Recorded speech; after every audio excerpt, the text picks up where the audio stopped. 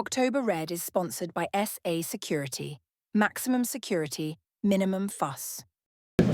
You can have red, so I'll make sure. Definitely not. No, okay. Okay. What's going on? You're getting the turkey smile, are you? No, it's There's nothing wrong with your teeth. I know. So why have you got them on then? It's an Invisalign. I've only ever had one filling in my mouth in my life. Yeah. So I just needed my bottom rack would a bit smashed. So Okay, occupational hazard. straighten them out a little bit, and that's it really. So yeah, I've got Invisalign in. It's really good to see you. You too, mate. You are one of my favourites. I shouldn't really Thank say you. that. No, don't say that. But I don't really care. Thank you. And that's why I'll stay where I am, Tony, because I actually don't care. Thank but you. welcome back to the channel. We are obviously here Yes. for part 2. Yeah. And I want to ask, because obviously I never got to speak to you last time, what were your thoughts on part 1? The best words I could put about it is it exceeded expectation. It was actually better than I possibly could have ever imagined. The fight was unbelievable. The build-up was immense.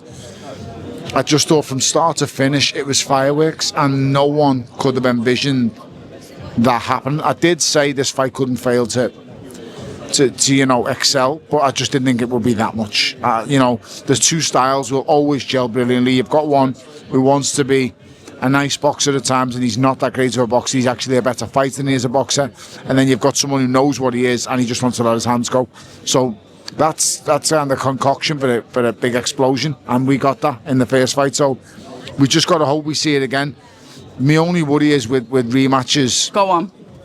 When you first fight a war, both fighters tend to gravitate away from that. You don't want to go back and do it again. Really? Well, even if it's to like impress the fans? I've been in these scenarios. When I fought Nathan Cleverly, the first fight was a blood war. We actually took each other apart.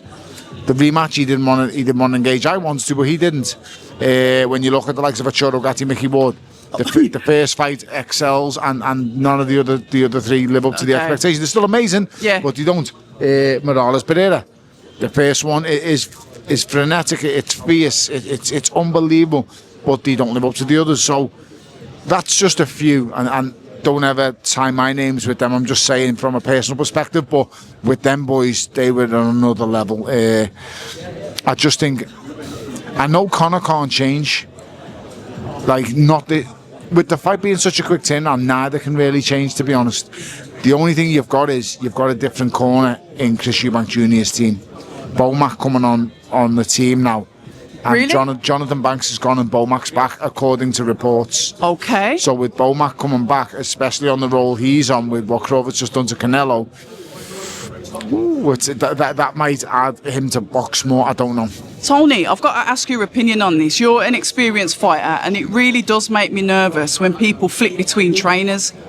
Personally, I don't like it. I know he's been with Bomac before, but I don't know. What are your thoughts on that, Tony? Listen, I had 3 different trainers in my whole career. Yeah, so I started in Manchester, and with who? With Anthony Farnell. Okay. And I never lost, and I never blamed Farnell for any kind of things that went wrong. I went and spoke to him like a man, sat down with him and said, I think we need help.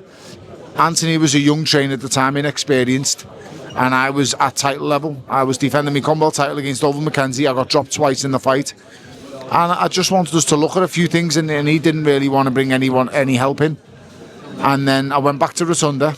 Oh, you were there? Yeah, I went back to Rotunda after my 13th fight. I was at Rotunda. Then I fought over McKenzie in a rematch, absolutely dominated him, never took a shot in the win, won 12 rounds quite clearly, really easily.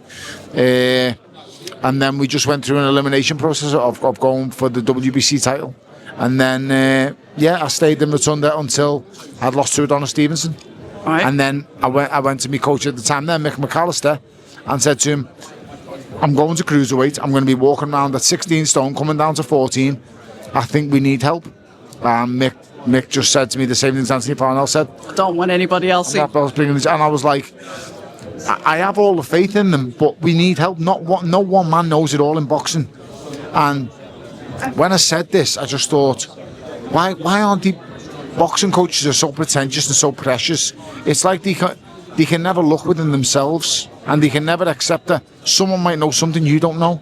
And I'm just like, Why? Now, with these both coaches, I could have stayed with them for a whole career, but they both said no to me about bringing someone in to help. So then the person I wanted to bring in with Mick was Dave Coldwell. And he was just like, no. And I was like, he's a really good coach. And he was like, well, how do we know? I said, I just know Dave Coldwell's a good coach. He spent time in the David A camp, which was a big factor for me. He'd spent time training Ryan Rhodes, Kell Brook at different times in his career. I knew he was a top coach. And it worked out. He was the best professional coach I'd met in my whole career. He was absolutely brilliant, Dave Coldwell. He added to me game. He just...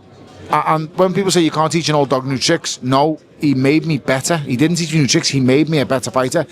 I had so many things going for me when I went to him. Yeah. I had power, I had really good ring IQ, I was a good boxer, but I didn't focus on defence as much as I should have. And he made me focus and utilise that to my advantage. So he prolonged my years in the ring. And Dave Coldwell, as I said before, he is so overlooked in the professional game. He is an absolutely fantastic coach. We had game plans in place. We trained right. When my strength and conditioning wasn't going great, he helped with that kind of side of things. He helped with the defensive side. All different things. Because when I was with Dave Coldwell, I lost my strength and conditioner. My strength and conditioning coach, because he was at Everton. And David Moyes left Everton and went somewhere else. So my coach was stuck in a rut. We were travelling to London and back when Moyes went to West Ham, things like that. So Newcastle, Spain. And I had to flit in and out of different things, and he identified there was a bit of an issue with me conditioning at one stage, and he helped with that, Coldwell. So Dave Coldwell's a brilliant coach, very massively underrated. And for any boxing coaches out there listening to this, if a fighter comes to you and says, I think we need help, go and get it.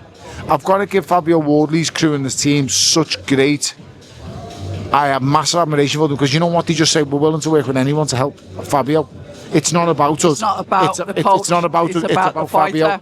Yeah. Fabio is a fighter who's progressed so quickly because he's been allowed to view the game from different perspectives, from different eye sets and different mindsets. Ben Davison's a really good coach. I'm not saying Ben Davison's the best coach in the world, but what I will say is he pays so much attention to video analysis, him and Lee O'Reilly, that you can't overlook what they do. When you listen to the fights after fights and they get in the ring and they say, the fighter was doing things... Listen to Moses Atuma after his last fight. Yep. He said Dillian was doing things that they told me he was going to do, that we'd studied and watched them. And after 30 seconds, I couldn't wait no longer. I had to expose the things he was doing. Now, I used to do things like that as a fighter, but they're the lengths I go to. And I learned that by studying the likes of Bernard Hopkins, how he would study fighters. And Bernard Hopkins used to talk about the things that Felix Trinidad would do with his feet before he threw a punch. And I would slowly pick up on these things, and then I would implement this in when I'm watching my fighters. And I've done it with Old Mackenzie. It's like the first fighter gets dropped twice, I'd stops him. Controversy, should never have been stopped. The referee made a harsh decision, but he did. I rematched him straight away. And in the rematch, I was a completely different fighter because I read his tells. Every fighter has a telltale sign. When he throws punches, he tells you. And they're different for all fighters. It might be a twitch of the shoulder. It might be a move of the foot. It might be a blink of the eye. It could be anything. It could be he's constantly pouring with his eye. We all have tells. No matter how great the fight is, if you study them enough, you'll spot the tells. And Ben Davis and Leo, to be fair to them, they do it and they perform on it. Don't get me wrong. You can't polish a turd. You can't turn a really poor fighter into a world champion. But you can give him so much advice. But he's got to be good enough to carry it out. And if you've got a fighter good enough to carry it out, they produce perfect game plans, in my opinion. Speaking about perfect game plans, Lewis Crocker versus Paddy Donovan. Now, thought he was absolutely brilliant. I'm not even going to put it next to it. He done amazing. He done absolutely amazing. Do you think he won fair and square? Well, was it 6-1 and half a dozen of the other? Here's the craziest part about Lewis Crocker and Donovan fight. I was scoring it round by round, and I didn't know my scorecard at the end because I'm giving it to somebody in the zone. So when they came back to me then and said, Tony, you've scored at a draw. Okay. And I was like, wow, I thought Donovan won. Yep. Because I thought Donovan won up, but I can't, my scorecard tells everything you need to know. Now, when I was travelling back to the hotel after it, and I was sitting there thinking, how have I scored at a draw when I thought Donovan? And I thought, do you know what? It's quite obvious. The knockdowns means so much in a fight. And them knockdowns weren't just like knockdowns. They were heavy, They were heavy crippling knockdowns. ones, weren't they? What's going on, buddy? You good? Let me give my sister a proper hug. You're not filming. No, proper. Look at me like you did. Hug. How you doing? All good, all So that's good. how. That's why Thank you. I done that. How you been? I'm very good. You're not filming, are you? Of course. Yeah, of course, we're in the middle of I don't something. I don't ever do interviews no more. Why not? I just don't. But I'm doing an interview now. Listen, you're doing it to the right person. I know. Because October Red leaves them for dead. Later. So yes, I didn't know how I got a job, but I scored it round and round as best as I could, and that's what it ended up at. Me feeling walking away from the fight was Donovan won. But Yeah. then when I was in the car on the way back, I thought them knockdowns were heavy. All right. Now, Crocker's not going to be kicking himself because he's got the victory. He's got the But victory. you know, if that fight would have ended a draw, he would have been. He should be furious because He wasn't aggressive enough. round 6. Paddy Opportunity. Donovan, oh my, Paddy Donovan has got a set of serious whiskers on him because that shot that hits him, he actually gets rocked in round 4, the round before the knockdown, and he gets nailed with a hard, I think it was a left hook. When he gets hit with the shot in round 5, he's down. And listen, make no mistake, the bell saves him. And we've all been saved by the bell at times in our career. Now, he gets up and he's on rubbery legs. At the start of round 6, Paddy Donovan is still on rubbery legs. Yeah, he is. He does come and out. Crocker yeah. comes out and goes on the back. Like, even if I know you're saying stick to the game, and I know Billy's Yeah. saying stick, but lad, just even if it's 30 seconds, you just go hell for leather. Go for it. Try. You cannot allow, because that decision might not have gone his way. A lot of people think he lost. I don't necessarily think It's a tricky one, that is, for me. But for me, he had to go in that 6th round, even if it's for a minute, even if it's for 30 seconds. Just go and throw the kitchen sink at him, yeah. and just see if he is completely gone. And if he's not, go back to doing what you're doing. Yeah. But you have to have it like.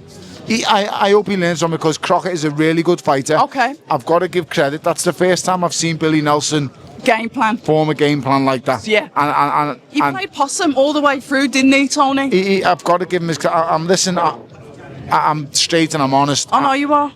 I'm not Billy's biggest fan because in that first Crocker Donovan fight, I thought there was zero game plan. It was just, I'm going to get close to you and rough you up, and that can't be a Doesn't game work, plan. does it? Not with a boxer. Not at that level, because Donovan's a level above. But in the rematch, he turned it around, and full credit to Billy Nelson and Lewis Crocker. Well done. I can't, just call a spade a spade. Well done. I'm going to let you go, but the final thing I want to ask you before you go is, what's happening with Anthony Joshua? And I mean, what's happening with him as a fighter? No, you're not him, and I understand you can't speak for him, but you've got the mindset of a fighter. I haven't. I'm on the outside. What's he doing, Tony? He's got the mindset of a fighter, and I don't know what's going on with him, but me thought was, thinking out loud, is he just wants a fight. Okay. And now he's getting frustrated. He's getting itchy knuckles. No, he's getting more than he's getting frustrated because he wants the biggest fight possible. He always does. He always chases the biggest fight possible. And let's not beat around the bush or talk any nonsense. The biggest fight possible for Is him Fury. is Tyson Fury. Yeah, of course he and is. Make no mistake, the biggest fight for Tyson Fury is him. So he's just thrown the first stone in a pond that's going to keep rippling. But Fury's like, he's blanked it. He's like, Yeah, but he's ignoring him. He's not Tyson- giving him the air. Tyson's Tyson, and he's going to do. Tyson will do what pleases him, and Joshua will do what pleases him as well. It's going to happen. You reckon? I don't reckon. I know it will, I know it has to. It's like Mayweather McGregor. It's like Mayweather All right. Pacquiao. These things. Out of date? Too late? Yeah, exactly. I was going to say Mayweather Pacquiao, not Mayweather McGregor, but in the end, it just has to happen. It's inevitable. It's Thanos. We love it. Listen, thank you so much. I appreciate it. I know you don't like speaking to anyone, but I enjoy it's the only speaking one to doing you. today. Really? Yes. Well, we're getting a picture before you go. Okay, no problem. Ladies and gentlemen, Tony Bellew, I'm Abs of October Red, and we are sponsored by SA UK Maximum Security, Minimum Fuss. Always a pleasure. October Red is sponsored by SA Security. Maximum security, minimum fuss.